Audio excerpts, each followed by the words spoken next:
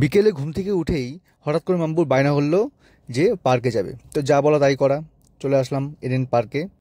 এসেই একটা আইসক্রিম খেয়ে সে বায়না ধরলো যে সে গাড়ি চালাবে।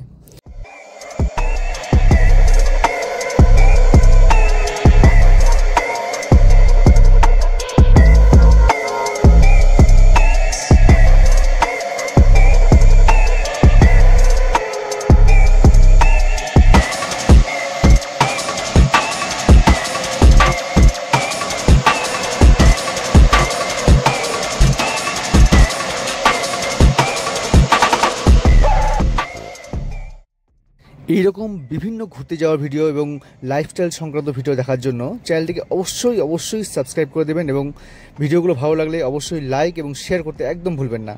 তো আজকের মতো এখানেই শেষ করছি।